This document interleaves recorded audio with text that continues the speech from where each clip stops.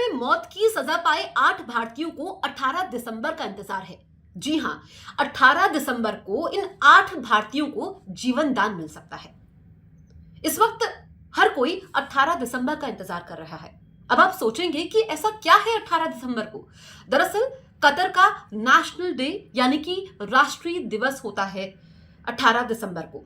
और कतर में अगर हम देखें तो ये परंपरा रही है कि नेशनल डे के मौके पर कतर के शेख कहिए आप या कतर के अमीर कहिए, वो कैदियों की सजा को माफ करते आए हैं और ऐसा पहले भी हो चुका है। तो ऐसे में जो भारत की तरफ से प्रयास किए जा रहे हैं, चाहे हम राजनयिक स्तर की बात करें, वो हम प्रयास कर रहे हैं, कानूनी विकल्पों पर विचार हो रहा है क्योंकि इस घटना ने हर भारतीय को हिलाकर रख दिया।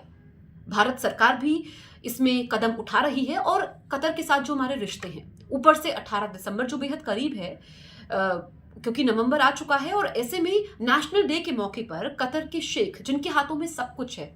और इससे पहले अगर मैं आपको उदाहरण दूं तो एक फिलीपींस के नागरिक थे जिनको मौत की सजा सुनाई गई थी, लेकिन उसके बाद वहां की कोर्ट ने आजीवन कारावास में उसको तब्दील कर दिया था।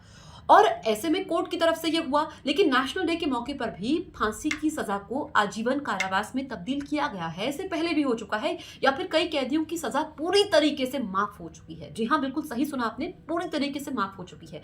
और कतर में तो ये रहा है कि पहले सजा दी जाती है, उसके बाद उसमें सजा में कटौती होती है। ये वहां पर कानून ऐसे ही चलते हैं और इसका इतिहास रहा है।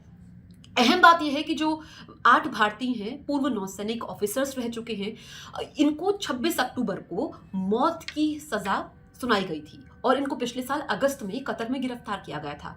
इन पर आरोप यह है कि इन्होंने इजराइल के लिए जासूसी की है। हालांकि कतर की तरफ से कभी भी आरोपों को सार्वजनिक नहीं किया गया। हमने देखा कि अक्टूबर महीने में ही भारत के राजदूत जो कतर में हैं, वो इन कैदियों से मिलने गए थे और पहली बार ऐसा हुआ था कि जब कतर ने एक्सेस दी थी।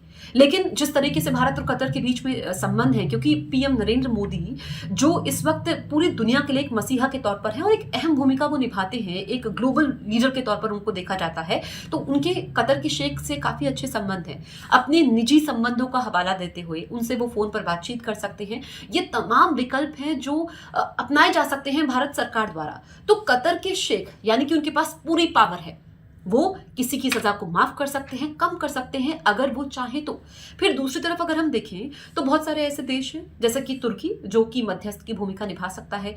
तुर्की जो कि बहुत अच्छा दोस्त है कतर का, और कतर और इजराइल की अगर हम बात करें तो दोनों दुश्मन हैं, लेकिन जिस तुर्की हमारी मदद कर सकता है, दूसरी तरफ कतर के शेख है। और 18 दिसंबर नेशनल डे वहां का, क्योंकि ये जो घटना हुई है इस पर भारत की तरफ से तीखी प्रतिक्रिया आई है और हमने देखा कि कई सारे ऐसे देश हैं जिनके नागरिकों के साथ ऐसा हो चुका है, वो भी कतर पर सवाल खड़े कर चुके हैं। इसलिए हम भी इंतजार कर रहे हैं 18 दिसंबर का, और आप भी करिए।